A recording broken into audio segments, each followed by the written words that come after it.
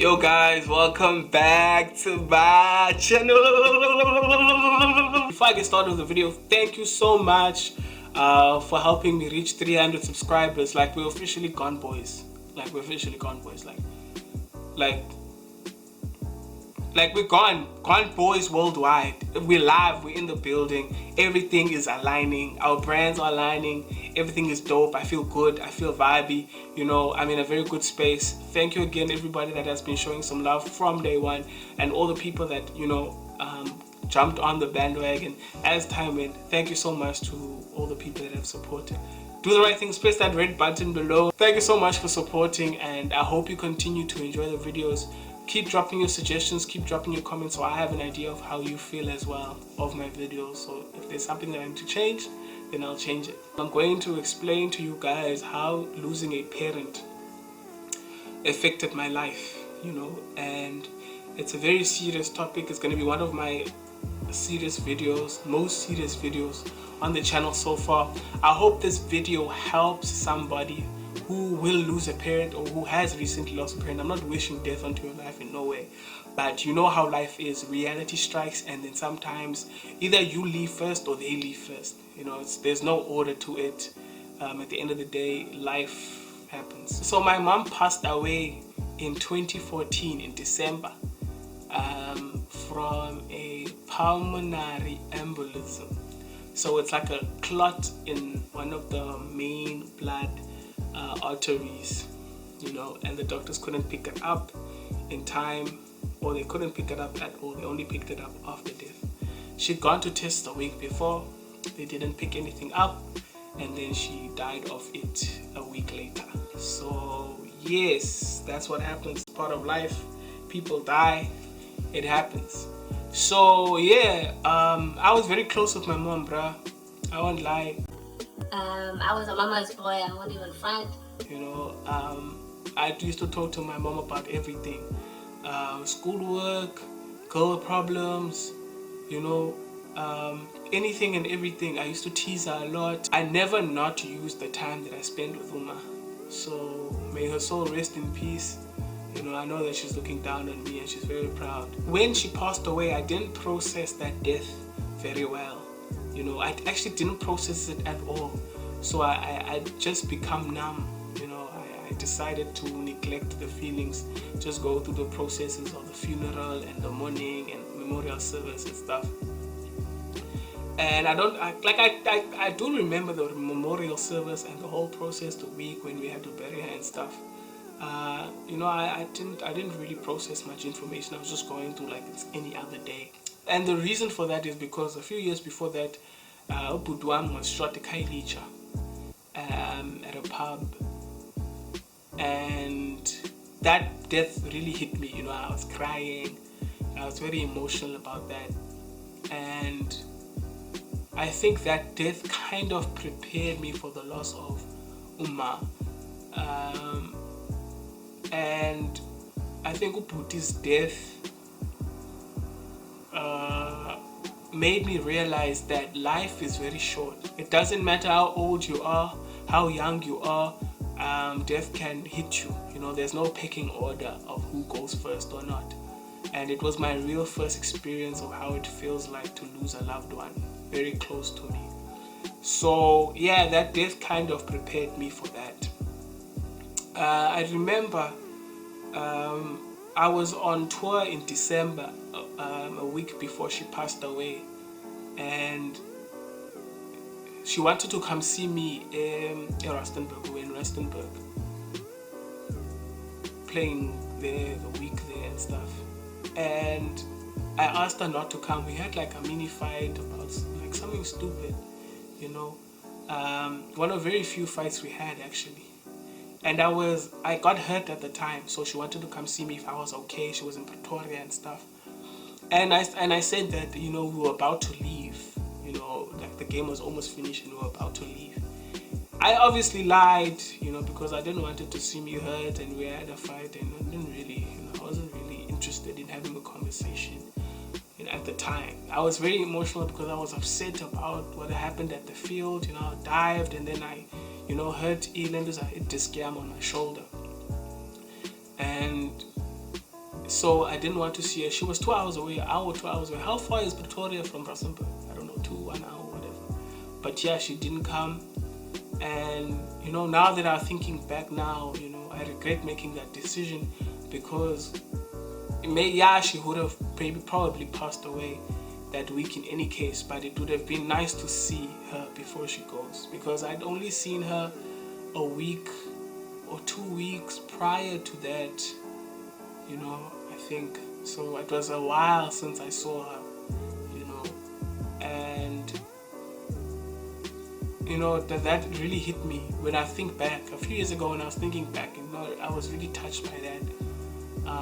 And to think I never really had fights with her, but that specific week, there were a few days we weren't really talking, Well, we were talking, but we weren't really communicating well.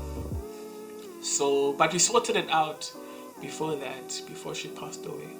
But it makes me sad because Ma played a very instrumental role in, taking us through school, preparing us for the real world, making us realize that things aren't always as they seem. Just because you have good interests for people or you do nice things for people doesn't mean that they're going to do the same for you. She also made me realize that money makes people bitter. So if you're successful, if you are happy, whether it's your family members, whether it's your friends, whether it's your colleagues, when you start doing well, not all of them will be happy for you. But don't make decisions based on the emotions of other people. If people hate you, if people don't like you and are refusing to see you win, and they'll do whatever it takes to remove you from that light that you are in, rather remove yourself and, bless another, part of the world or existence or area. Because there are people that are very grateful of your skills and talents without them being better about them. If you can, do whatever it takes to move out. I think the saddest thing for me is that in terms of hope, in terms of motivation, the motivation I had then before she passed away was a lot. I didn't care about obstacles. I didn't care about who hates who's trying to stop me. I was very motivated because I knew that, I had both my parents and they were always going to support me even if people turned against me.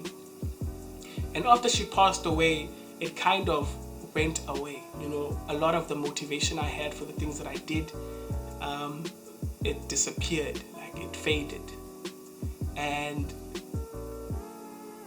I was rock bottom, I was really depressed. I was just going through the motions. My body felt heavy.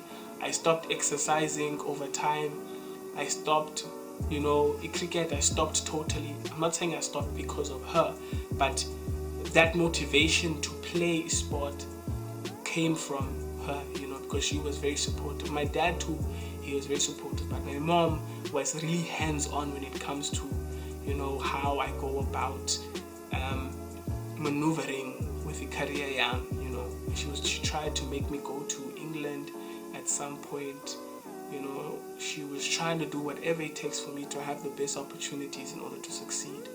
So I'll forever be grateful for that. I had a very good upbringing, and because of that, I don't think I will ever slip or make a stupid decision within my powers that'll make me make kids and not be able to support them, or build a very unhealthy household. My parents made me believe, because of the household that I was built in, that I grew up in, and the foundation that I have, that everything is up to you at the end of the day. And sometimes, because of circumstance, you believe that you are limited in your decision making, and you might be, because you can't move away from toxic energy.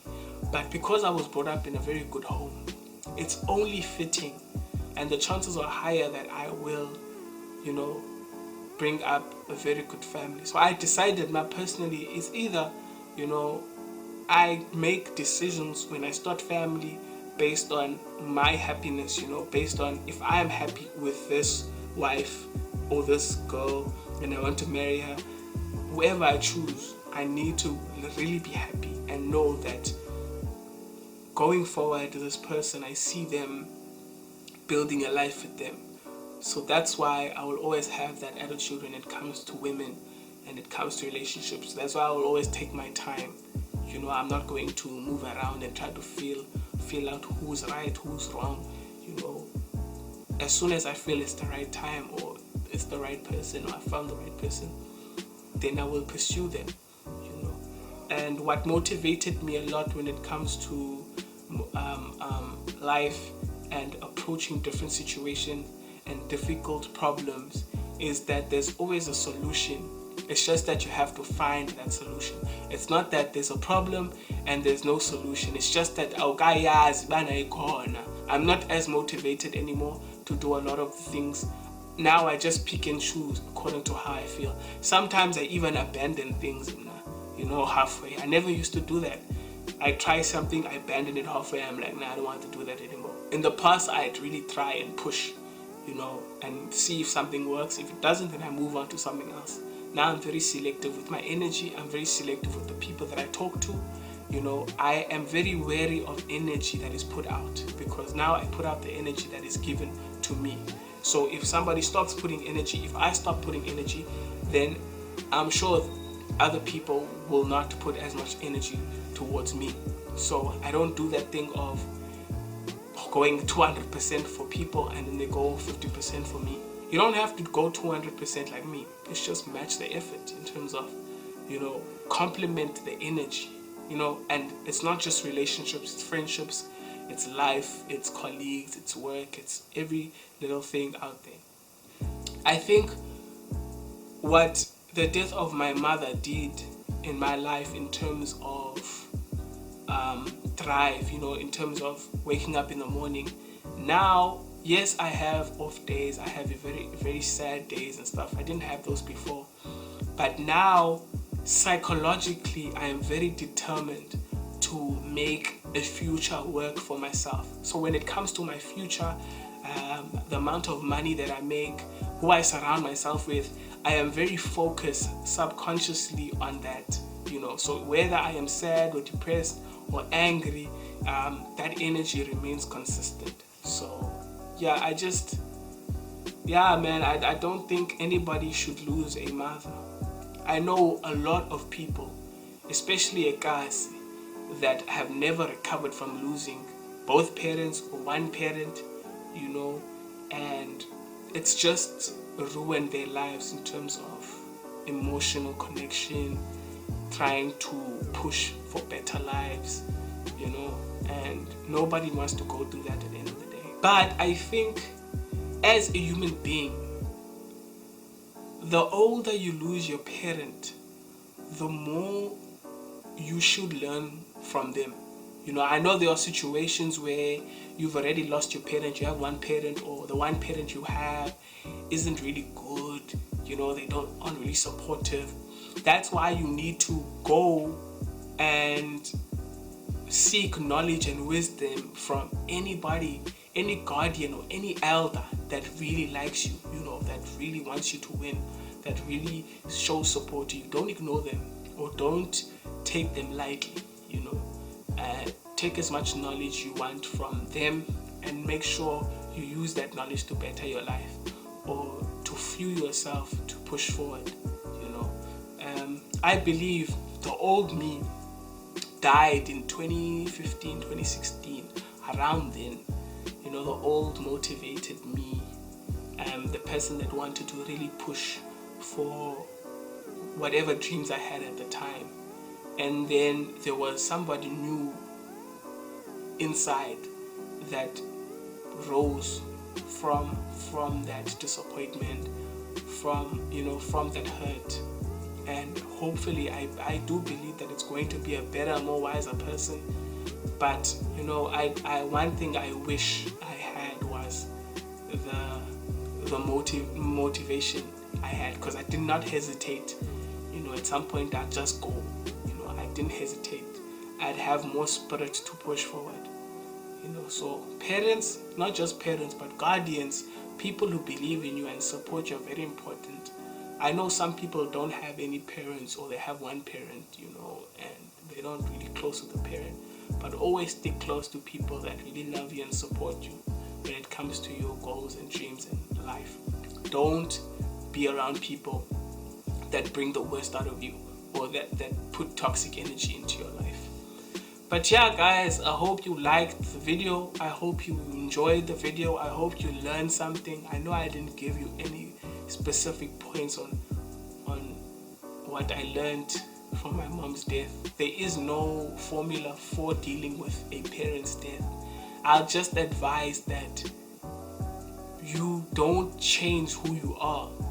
You know, do whatever it takes not to change who you are, and rather focus on trying to make what's most of the privilege you have, or the opportunities you have, or the doors that you have, and always remind yourself of the things that you were taught when you were younger. Yeah.